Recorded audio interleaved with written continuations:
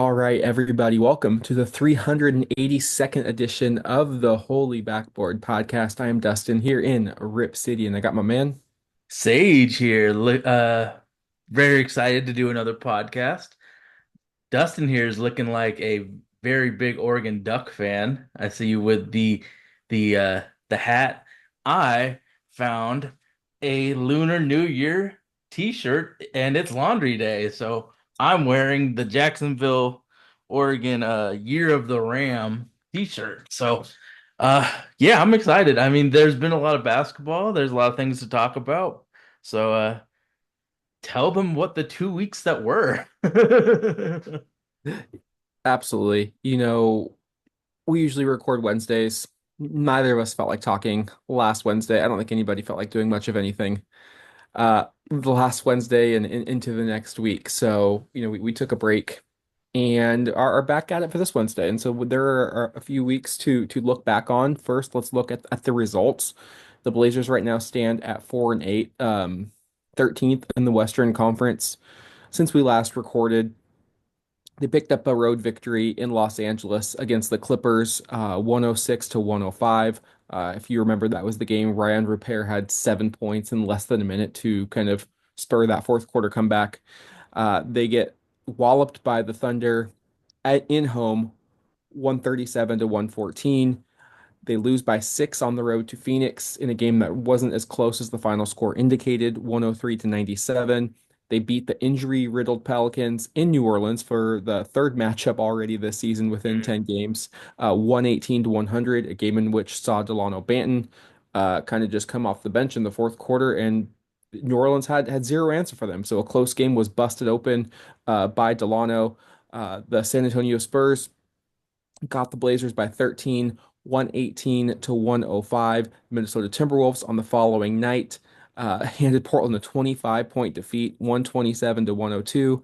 Maybe the most embarrassing game in recent history was a game in which the Memphis Grizzlies beat the Portland Trailblazers 134 to 89. No, that is not a mistake. A 45-point loss at the hands of the Memphis Grizzlies, missing three starters, including All-NBA performer Ja Morant, a game in which Vegas only had Memphis as a 1.5 point favorite, and Portland just flat out failed to show up. And they responded well Tuesday against the Minnesota Timberwolves, beating the Wolves 122 to 108. Portland shot lights out from three, and we will get into this, but they played better without DeAndre Ayton, who sat out with a sprained right index finger, and Anthony Simons, who left the game 5 minutes into it with a chest injury.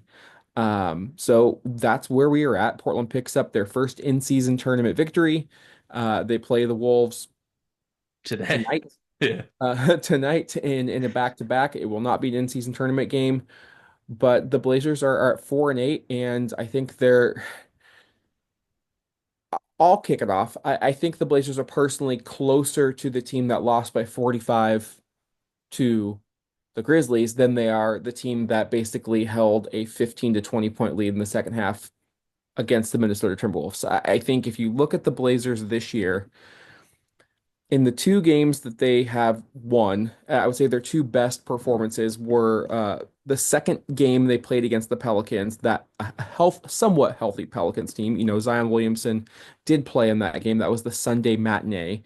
If you look at that game, Portland shot 14 of 35 from downtown. That's 40% on volume shooting. Mhm. And just last night, they shot 18 of 32, 56%.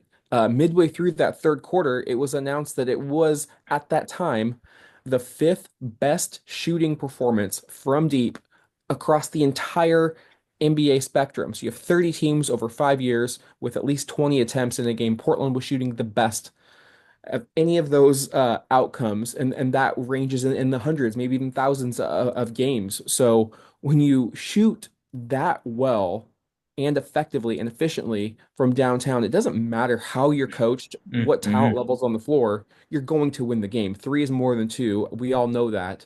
And I think you can point to the Blazers when they shoot well from three, they're going to be competitive. If they have an off night from three, I know four of 42 or four of 46, however they shot against Memphis is probably another outlier. Yeah, But the two extremes. But when they don't shoot even close to the norm, they get handled with ease, and they're just not. I still think the 3-point shot is a little bit too much high variance for teams to lean on in the playoffs because it comes down to half court basketball, getting good open looks, and not all 3-point attempts are created equal. And so it's not really a sustainable model uh, in the playoffs, let alone over the course of 82 games. So that's why I say I think they're closer to the team we saw lose by 45 than a team that kind of got their, for lack of a better word, their manhood challenged by their head coach, who I think deserves a lot of blame for that performance as well. And so it wasn't a surprise that they came out and played hard. They do have pride, that they do have ego. They are in the league and they want to keep their spot in the league. So really, the result against Minnesota, it wasn't surprising, but it was nice to see much more heart and effort, frankly, because that Memphis game, nobody wanted to be out there, and that was No. No that one was, wanted to it be was a out tough one. there instantly. Like it wasn't even like, well, we're gonna compete. This team is the Memphis is Memphising. They're playing players that we don't even know yet. Wells and Laravia were having legacy games against us. J It's Huff too.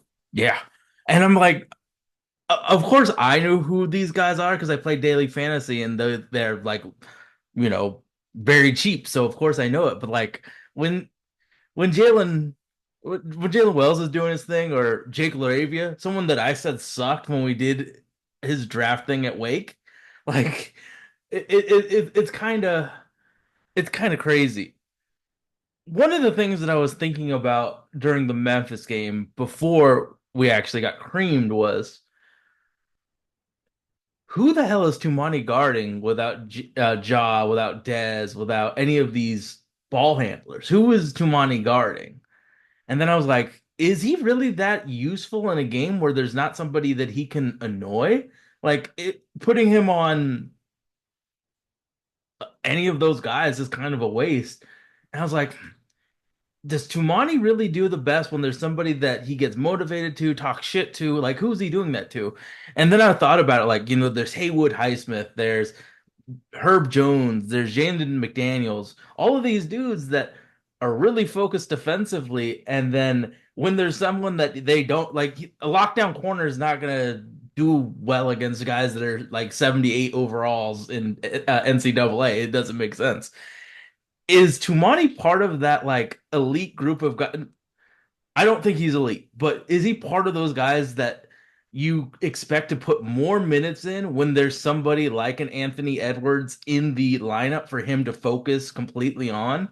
Because like when I watched it, it was like, yeah, he's just a wasted amount of defensive potential on this in this Grizzlies game where he's not focused on anybody and kind of makes mistakes because he wants to be aggressive, but there isn't anybody to be aggressive on when it's like we play as one 5 out, teammate thing. Like so when there is a 2, 3, or 4 that Tumani can guard, I expect the minutes to go up. But when it's the Nuggets that don't have a guy that can play make if we're taking Jamal Murray as what he's been in the last few months, he's not worth it. Like, do you expect it? Like, if it was a good coach, do you expect Tumani to play more and less depending on the teams that we play against? To your first point, he absolutely should be mirroring players like Anthony Edwards and Yeah. Devin Booker. When they go to the bench, he should go to the bench. When they come in, he should come in. He is our best on-ball defender. He's versatile, he's athletic, long arms. I would say overall pretty good instincts. I would say the second part to your question, he still needs to play regardless of who is out there, whether it's a Oh Denver yeah. or a Memphis, because that's the next step in his development as an overall defender, is not just getting up for those top elite matchups. It's getting up for the Memphises of the world when they're missing 3 players. And okay, maybe there's not a primary ball handler for me to pest, but let me go to the coach. Let me say, let me take Jaren Jackson Jr. because he's going to want to play out on the perimeter. He's going to want to pop Mhm. threes. He's not a threat to rebound the basketball. He's not a threat to post me up. I can do a lot of damage and take their best player out of commission. So, and if I was the head coach, I would have been thinking the same thing as well and said, okay, you're going to match up against Triple J. he just needs more reps. He needs to figure it out. And I think it comes with it comes with experience, and it comes with growth and maturity. Like you see, especially in college football, you'll have a team get up to play a top five team, and they will win that game, right? They'll quote unquote pull off the upset. But then the next week, maybe a similar match team comes Hmm. into your building, and you don't get up for it. The motivation's not there. Hmm. The juice isn't flowing, and you get beat. Hmm. Great teams know how to challenge themselves. They see themselves as the competition and the standard, and you try to set the standard, and you stack it up game after game after game, and you have that mentality. And so with Tumani, I mean, it's hard to think that he's only a second year player, but he is only a second year player.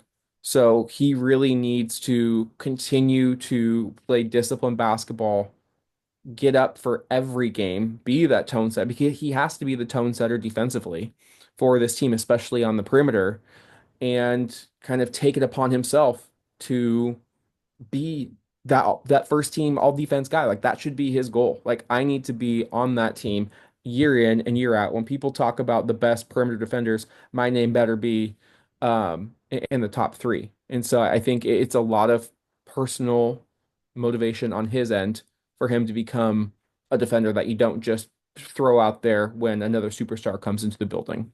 Yeah. And I think he'll always get his minutes on this team, but I would love to see the ramp up of like, okay, he gets 28 minutes a game, but let's give him 33 because he's mirroring this superstar. Um, I've had this thought in my head for a little while, and I think that you're the best person to ask.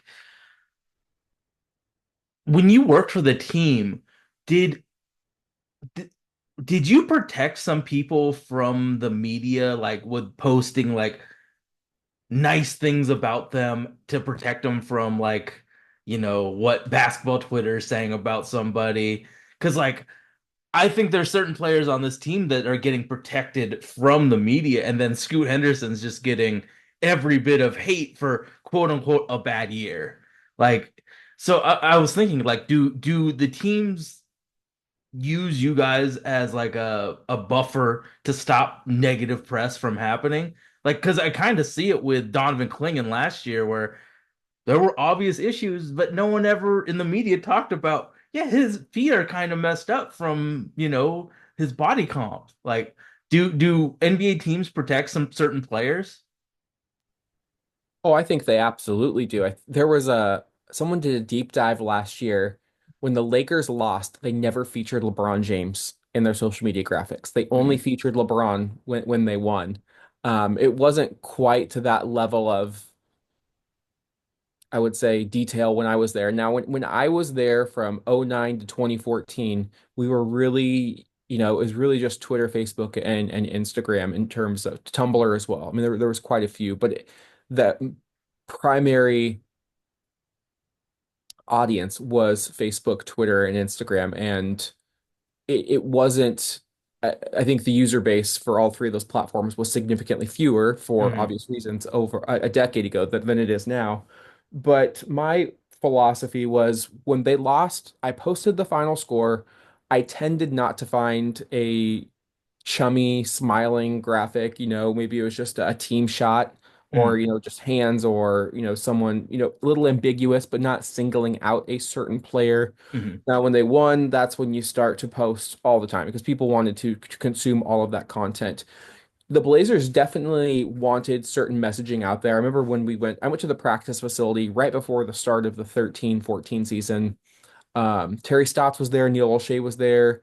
I think Terry was like, "Yeah, how come we haven't ran a story about us having like the top defense in the preseason?" And we all kind of rolled our eyes because that's not a story. It's preseason. But mm. clearly that was on the head honcho's The minds that brain hey, trust. we had really negative connotations with our defense in 2012, 2013 that, Mm, they had lost what 10 or 13 games straight to make sure they got that CJ pick, and they really wanted to put the onus on defense. Well, it would have been really bad luck had we went out and posted that story because if anybody remembers, we got blasted by a Suns team that was supposed to be god awful to start that season. Everyone remembers that 13 game win streak that happened in the fall. But prior to that, it was an opening night blunder in the Valley of the Sun. So we would have been there with an egg on our face had we ran with the story about how good our defense was. And then you go out and you just get shown up by a young and up and coming Sun squad. So there are definitely, I would say when I worked there, there was definitely messages you would get from the front office. I have no idea how it operates now. The Neil game's Olson's done on. changed quite a bit. Yeah, Joe Cronin's there. They have much more staff on digital.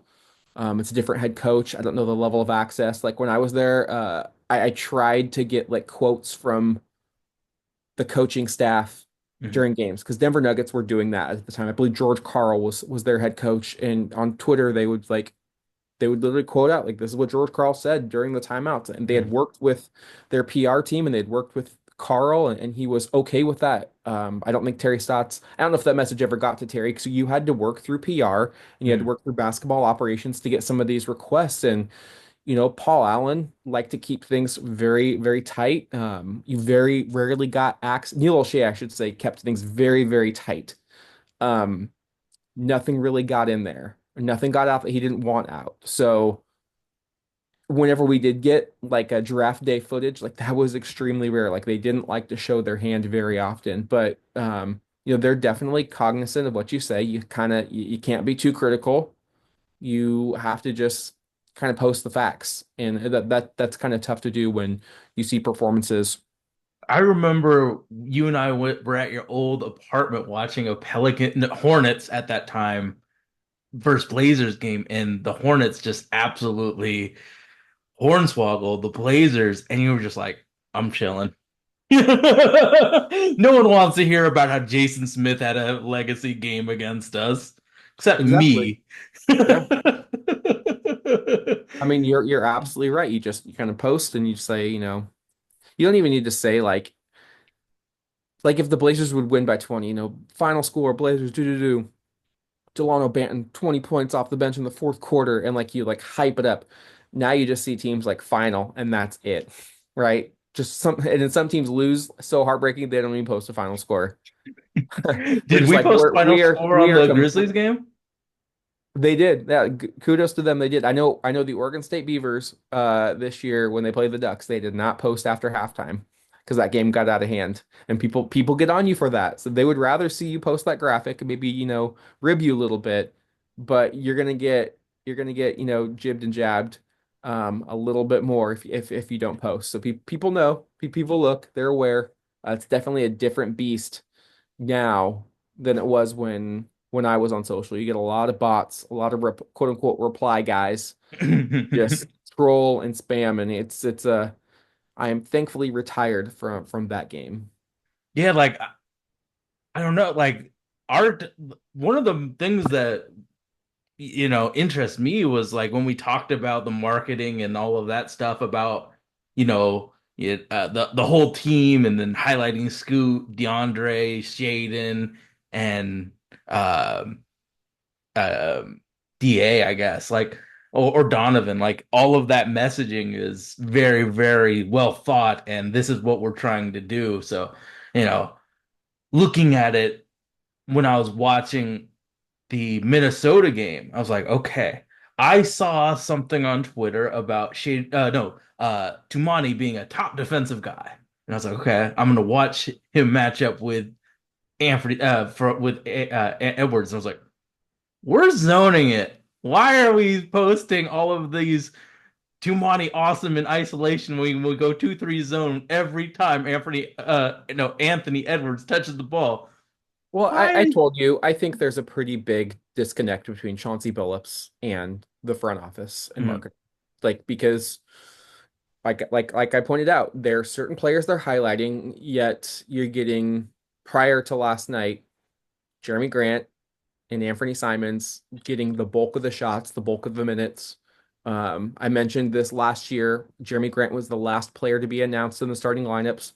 It may seem trivial, but that stuff That definitely matters. matters. There Hmm. is definitely messaging that came out. I've told the story a few years ago, but I'll rehash it. It was my last year at with the Blazers, 13-14.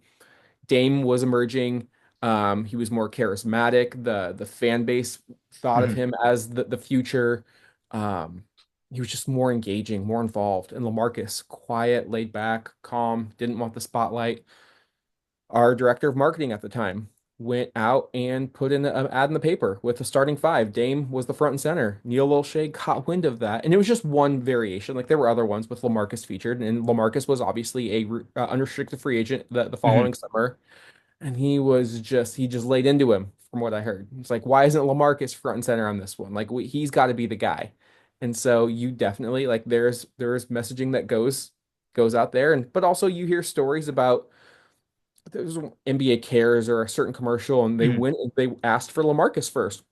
LaMarcus turned it down, and they went out and got Dame instead. And maybe that I think I remember hearing the story that LaMarcus got his feathers ruffled over that, even though he turned the opportunity Denied down. it. So Jeez. there's just so many ins and outs that go on behind the scenes that Hmm. none of us are aware of, none of us have any insight into, and so after losing by 45 points, it seemed like Robert Williams called it, quote unquote, the elephant in the room. And that was Casey Holdall's tweet after practice. And clearly, this team knows it is not coming back for a sequel.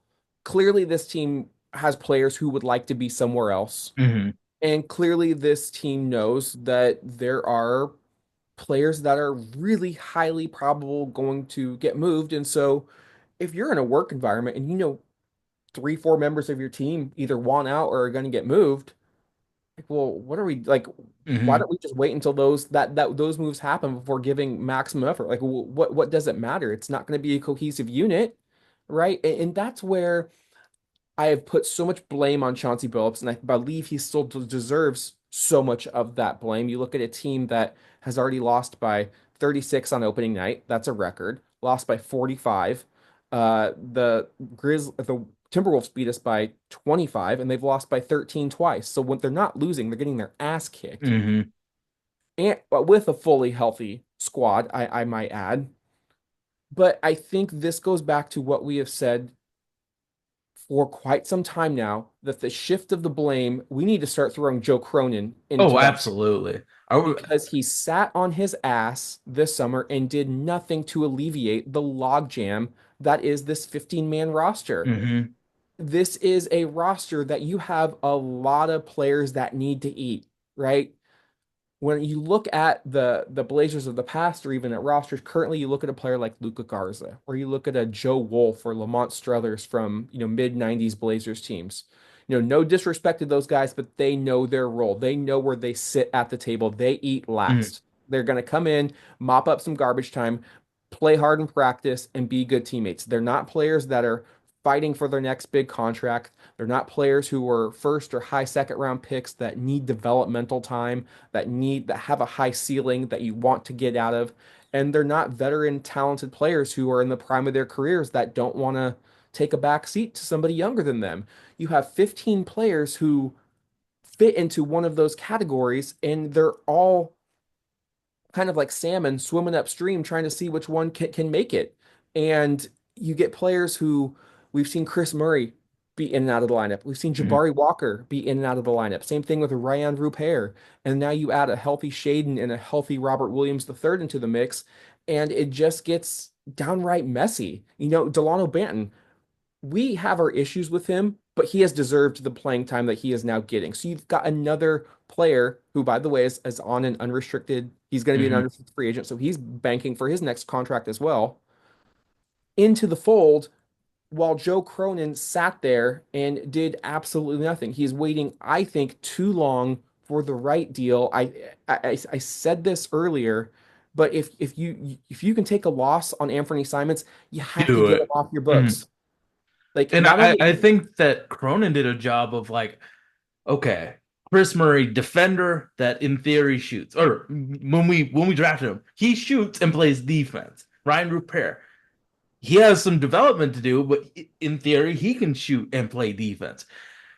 Denny Avdia plays defense. So like, and Tumani, like all of these dudes do the same thing. So it's kind of like we need to shift it from the same archetype of player to something different because our skill set is so dominant in one side of the court. Like when I was talking with the we have a take people, and I was like, yeah, like I guess we're a defensive team because we don't have offensive players outside of Anthony and Jeremy. Like we're just kind of the same. We play defense.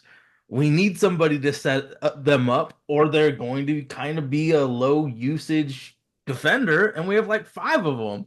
Like it's all the same archetype.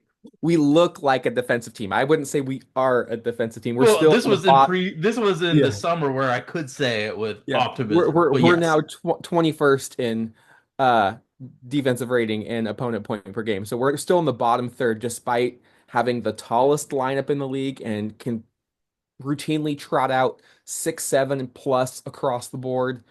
So yeah, they look defensive, but only but their play can be offensive to watch at times. Well, and then they like this is the first Blazer team we've ever covered where like we're dog shit at offense. Like, I mean, Damian Lillard helped our offense so incredibly much, but now it's just like, bro, it's like it's literally watching a college team pound the rock in, unless we're shooting otherworldly from three, which you shouldn't, you I know. know it's just one play, but it kind of like surmised the Chauncey Billups experience. It was against Memphis. He had Robert Williams parked in the corner, short corner for three. Oh no, they've been doing that shit a lot. But the play ended up with him and the ball as a shot clock wound down. So you're running a play, a dribble drive, penetration kick out to Rob Williams for three. What in the absolute hell is that concept right there? Like that I watched that and I'm just like, this is it. Like it doesn't. That's why I don't judge this team by the wins and the losses. Like watch them play. They do not know how to play an offense. Watch the Golden State game on opening night, how they dribble drived, cut. They knew where each other was going. Memphis, a team under Taylor Jenkins, they haven't played a long time together. That group in That particular, roster has not played a lot together, no. but they hustled their ass off. They look like when you if you've ever played rec league basketball in your 20s or 30s and you see an older team show up and you're like, "Oh, we're gonna whoop their ass." And they just kind of dissect you surgically Hmm. because they dribble, they pass, and they shoot and they play unselfish and they think the game 1 to 2 steps ahead. That's exactly what the Memphis Grizzlies did to the Portland Hmm. Trailblazers. Absolutely. And that's all you have to do to beat this team is just make a couple of passes and the defense collapses on itself and you're going to get uh, open looks. But back to our original point is this roster is just it's too crowded.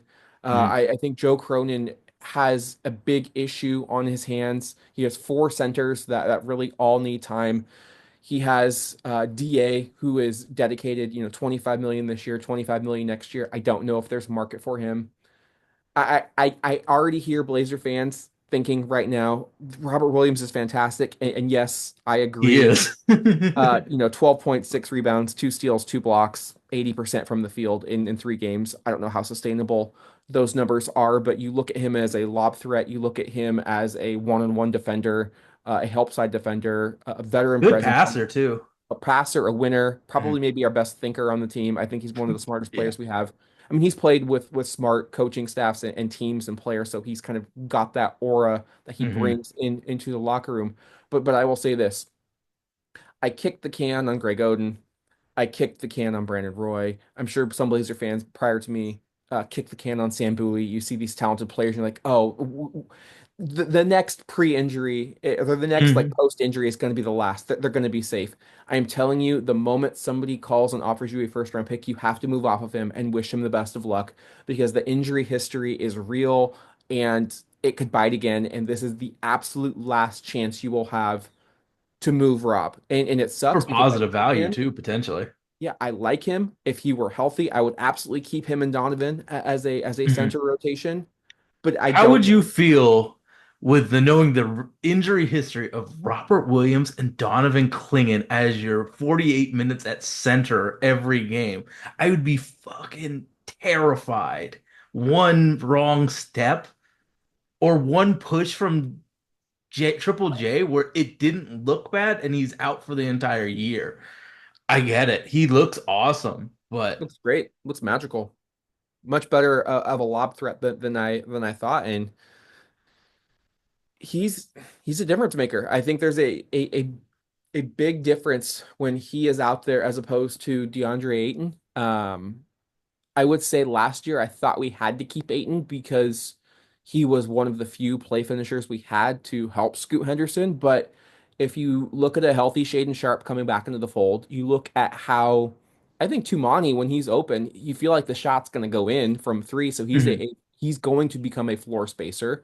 You have a healthy Jeremy Grant when we're not tanking, who is a 20 point per game scorer.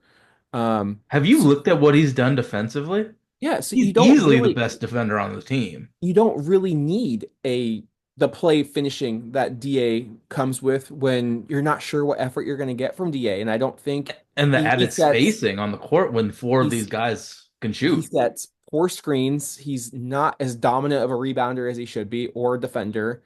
But I think Cronin is kind of stuck with Aiton. I think Aiton has a bad reputation around the league. I don't mind him, but I would move him if you could because I don't think you're going to get anything from him. I think it's going to be a contract you have to end up eating. And Mhm. I hope that's not the case with Anthony Simons. But as I mentioned, I would just if even if it's just the salary dump to get the 25 billion off the books next year, the Blazers have to start thinking longer term because when they were bad after everyone left the six of the seven scores in 2014 ended up Mhm. leaving or 2015. They just Mhm. traded or signed elsewhere.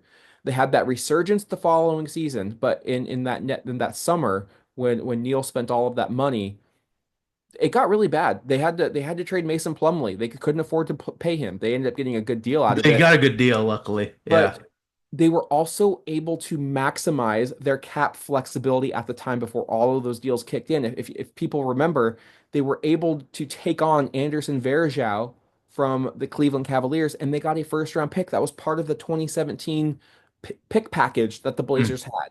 Mm-hmm. If you're bad, there's two things you need. You need a litany of draft capital to look into the future and dip into whenever you need to replenish your talent, and you need cap space to take on other people's problems in exchange for more draft capital. Like You that's remember when Brooklyn did that? Like they accepted all of those wings and got first round picks because they had no salary on the books. but Now, Portland Brooklyn isn't a perfect example of a rebuild, but no, and Portland is a team that is bad, statistically the worst team in the Western Conference last year. And yet they're still middle of the road in salary, and there's salary, yeah. really, there's really no cap relief in sight. And I think when people think of cap relief, they're thinking of free agency. And I think that's kind of an antiquated approach to it when you're a small market like Portland. And we're seeing players not even get into the free agency waters these days. It's more about the flexibility of taking on more money, taking on undesirable contracts, and teams are paying a premium to get off of those contracts because they maybe want to duck the tax or they want to duck the first and second aprons, which are Mhm. harsh penalties. So you can really set yourself up nicely if you're able to do that. And so that's where I would really look to see if you got to move off of Simons. And this is not a knock against the kid personally. I think he's very kind-hearted, a very uh well-mannered, just a upstanding member of this team and in the community. But it's the playing style that doesn't fit. And I think it's time to sink or swim with the Blazers.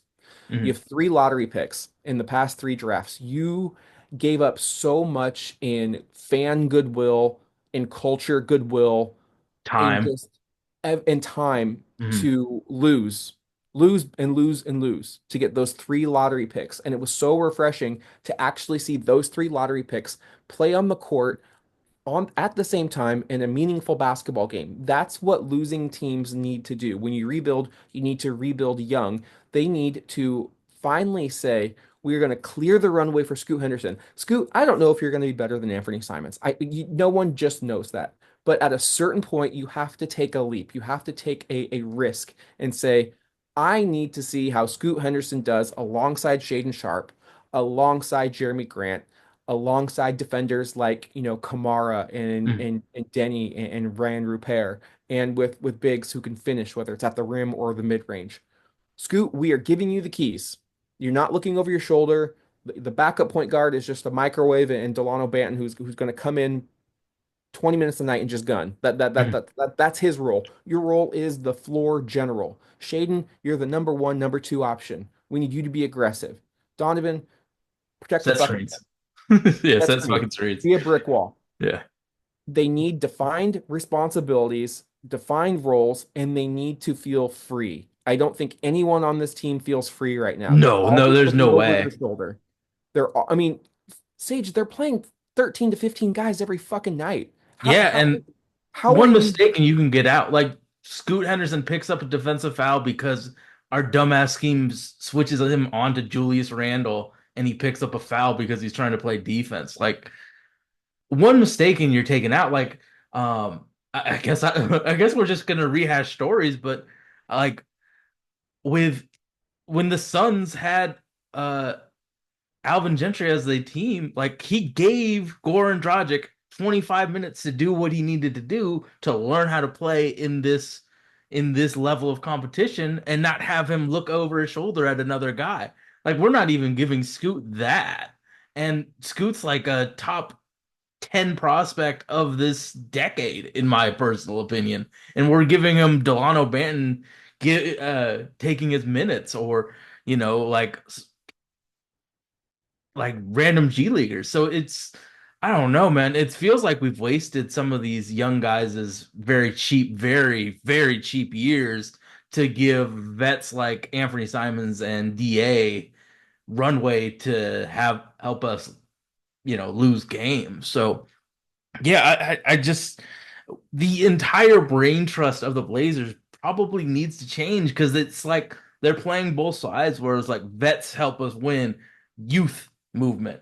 And it's like obvious that Chauncey Billups wants to coach a competitive basketball team, but does not have the pieces in order to have a competitive and good basketball team, including himself and his ability? including himself. Yeah. I mean, Yeah, and like the defense, the it's off, like the defense doesn't match our personnel at all anymore.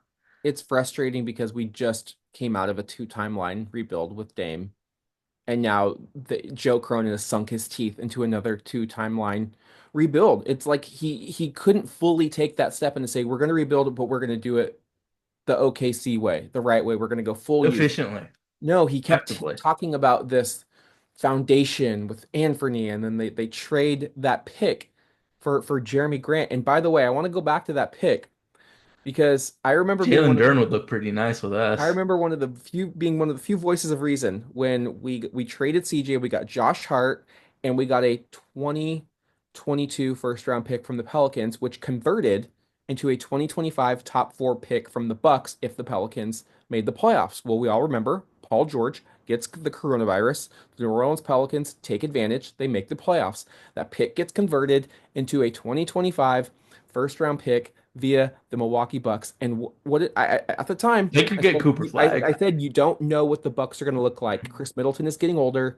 Giannis, I don't know how well he's going to age because he doesn't have a jump shot. It is a old team with not a lot of draft assets because they traded their chest for Drew Holiday, and And Damian you Lillard. don't know. It was Yeah. 3 4 years later. That's why I was so adamant against the Avdia trade because you traded something 5 years from now that you have no idea what could be. It could be the second overall pick. Mhm. You don't know. So you are taking a massive risk. And look at it now. The Bucks are one of the worst teams in the NBA who I think they're gonna have to claw tooth and nail to make the playoffs. Currently they're 3-8. They're on the outside looking Look in. at that team. Look at that roster, bro. There's no end in sight They for traded the no one. wrong player. Like they should not have traded Drew. They should have traded No. Chris Middleton. And you look at that and you could have, I know it's top four protected, so you're not getting Cooper Flag with that pick, but you could be getting a lottery pick in one of the most loaded drafts if you just would have hung on to that asset, Mhm. right? Mhm. I know Jeremy Grant is a good player. He is worthy of a first round pick, but the long term, the inability to see long term with this organization really is starting to bite us in the ass. And you look at the San Antonio Spurs on the flip side of the spectrum, what did they do? DeJounte Murray had a one-time All-Star season. They capitalized, they sold high, they Mhm. flipped him to the Atlanta Hawks, and now they control Atlanta's draft this year. And just Mhm. one of the ways that they control Atlanta's draft. They also said, we don't really love this draft. We're going to take Steph Castle, number 4, but number 8, there's nobody we really see here. So what do? They shopped it. They get Minnesota to give up a unprotected pick 7 years down the road. Minnesota is not a franchise that is known for winning. They've made the conference finals twice in their entire history. Mm. That is a bet that they made that we don't even care if that pick turns out to be 15. This draft is just not for us, but it could be the first overall pick. And it also gives them another asset to move down the line to pair with Wembanyama. Like, you see the franchises that think long term and you see the franchises that can just barely see over the weeds, right? Portland is in the latter, unfortunately. And until they start to shift their mindset and Do you think that our brain trust can actually no, do that? no, Because this it's is been why I am so. fully on board with not only getting Billups out of there. Cronin's got to go. Jody needs to sell the team. You need someone to come in with a long-term vision, not Hmm. somebody like Matt Ishba from the Suns who gave it all up for Durant and just is like going all in. Like, Portland is not in a position to have an owner who wants to come in and go all in. Portland needs to find an owner that will do what's necessary to win in the small market and follow the blueprint of the Thunder and of the Spurs, because you have to do it through the draft, you have to do it through internal development, and you have to do it through shrewd decision making. You're not going to win every trade, but you have to not only be a GM that can win around the edges, which is what I would say O'Shea was really great at doing, but you have to have a GM who's known to pounce when it's right to pounce. And it's not always right to pounce, but to make that big splashy move. And it's just they really it sucks because we're in year 4 of this shit, but they have to kind of start from scratch, see what you have with this youth, and don't look a gift horse in the mouth. And what I mean by that is the 2025 and 2026 draft classes are going to be great. There is superstar talent in both of those classes. Don't try to do something you're not. Don't try to make the playoffs this year. Don't try to compete in terms of play in or being even respectable. Play your youth, see what you have there, but put yourself in position to land a game changer so that we're talking 3, 4 years from now. We're like, okay, we're home court advantage. Maybe we're 1 or 2 seed. Like, there's going to be a changing of the guard coming up in the NBA with some of the older talent dropping off and some of these younger teams rising up. You want to be with one of those younger teams for the next decade or so. Hmm. So take those steps. You've already come this far. Like, why stop here? Is all I'm trying to say. Like you look at OKC and the draft capital and assets they have. If they wanted a certain guy today, they can get him. Maybe not Wemby, but like everybody else, they can Anybody offer. realistically available, they could Yeah, get. Like, they can get if easy. Giannis requests out, they could get Giannis. Hmm. No other team can say that. Yeah. And that's the thing. Like the asset management that OKC did, like, yeah, they have a lot of guys and they cut guys because they just have so many. But they can literally just say, you know what, Giannis, let's run it. Let's run it. Let's see what happens. No other team can do that. So like that's where our thinking needs to be, not playing both sides of the fence and then ending up disappointed on both sides. Speaking of the Thunder, I think that might be a sneaky landing spot for Robert Williams III. Oh, Hartenstein's because of the out. lack of it. And Hartenstein's hurt, and Chet is, I think I heard like 3 months, yeah, something like he's he's out a long time. Chet also has injury history. Rob Williams is just he's an OKC type of guy, and they've got the picks where even if it isn't overpay to give up a first, they can just say, here, yeah, exactly. Here you take one of go. our lower firsts, right? Yeah. Yeah, Um, I think I mean like I don't think they're going like obviously their bigs are injured, but I don't think they're going for like a big name dude. But I think Robert Williams would be kind of perfect for the interim because I don't think Hartenstein's coming back in the year 2024, and I like Chet's messed up for a while. So just having Robert Williams, like dog, the Usman Dang is playing like significant minutes for them at the five. Like I watched the OKC Clipper game, and the Clippers are so dumb. Uh, their big center was like guarded by fucking Alex Caruso, and they didn't pass him the fucking ball for like 2 quarters. I'm like, what the fuck are you doing? You're letting Alex Caruso boss Zubats? Come on, Big guys, Z. pass him the goddamn ball. The reason I'm mad about that is I had like 98% Zubats in DFS, but like, come on, guys. Before we wrap this up, early thoughts on Shaden Sharp. It was great to see him play for the first time in I can't believe it was 11 months, and I definitely saw my interest level in this team peak when he made his return. Mhm. He's played 4 games so far. He's had, two really strong performances, 6 of 9 shooting for 13 points in his debut against the Spurs. Last night shot nearly 50%, played the most minutes he's played this year, 33, 3 boards, 3 assists, 3 steals, got in the open court, 17 points. He did have a stretch where I think he missed like 11 or 13 straight threes, which included that Minnesota and Memphis game last week. But those rusty performances are, I think, to be expected given the layoff. And this is still a kid who didn't play college ball, right? Yeah. He's really 1 year in the NBA. He got his season cut short his sophomore campaign, and now he's coming back. So he's really like almost a redshirt sophomore. Um, but I think he gets to his spots easy. When you watch him play, like, and he gets into the groove, you're like, he could just do a snake dribble, like maneuver the defense and pull up for a 10 to 15 foot jumper with ease, right? He can get to the rim.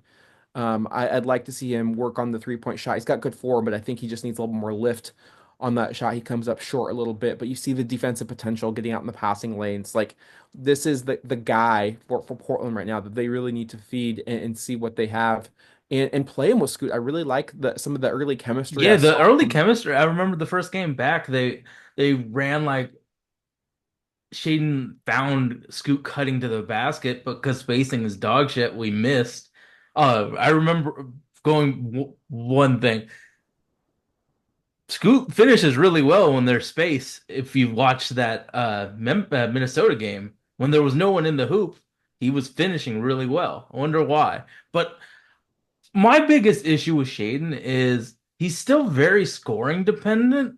Like with his athleticism, I want him to get rebounds. I want him to get assists. He right now is kind of just scoring dependent and the third best defender on the floor when he's in.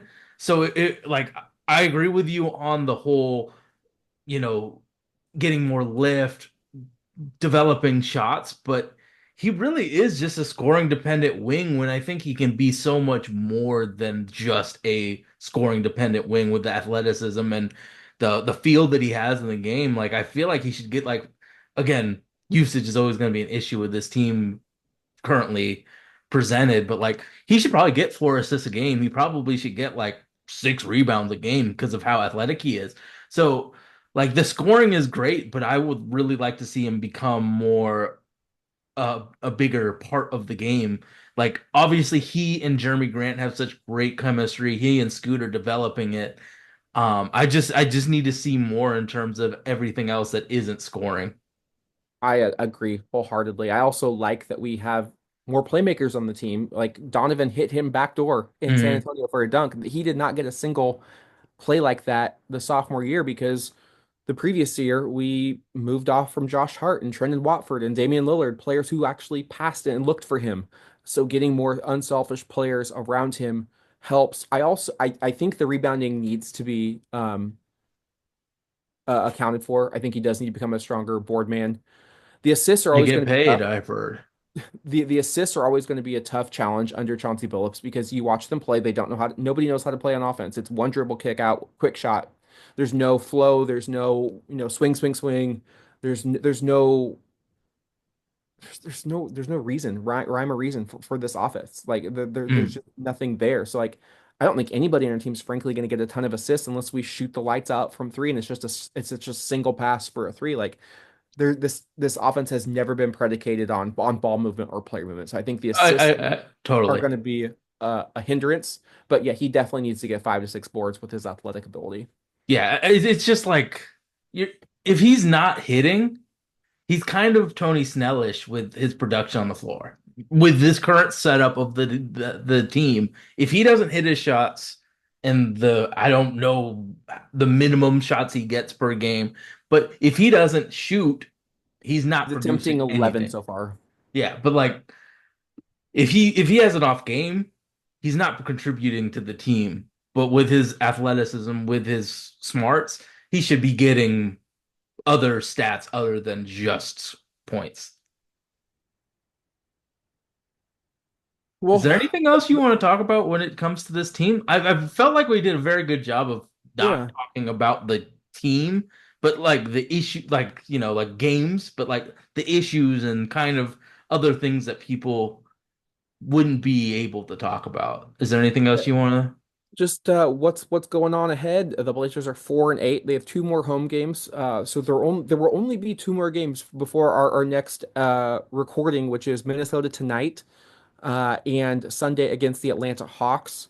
But then That game is gonna feed in terms of bad basketball, bro. things could start to get dicey in a hurry for this Trailblazer squad. They on Wednesday, November 20th, they head out on a 5-game road trip at Oklahoma City, back to back in Houston, at Memphis, and at Indiana. It could really. This is, I think, where the schedule really starts to pick up, and it's going to be a tough December into January for this Trailblazer roster.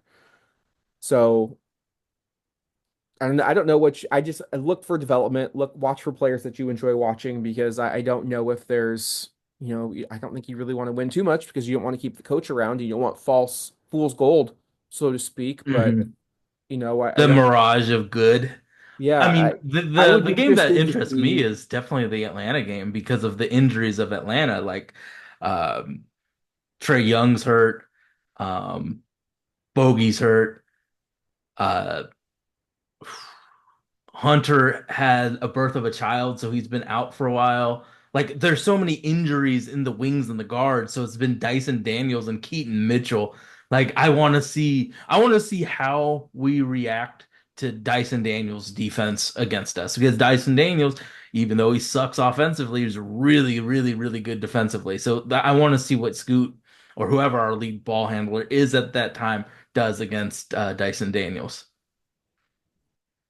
Yeah, and I think if you're a Blazer fan, you're just wanting to see how this team progresses. It's also, if Anthony Simons is out for any extended period of time, like, how does the team look? Like, I know Mm-hmm. I texted you, I was like, I don't think it's a coincidence this team is playing a little bit better Mm-hmm. when you don't have a player who's just dribbling down and throwing it up, right? Like, there's actually other people are getting a chance to eat.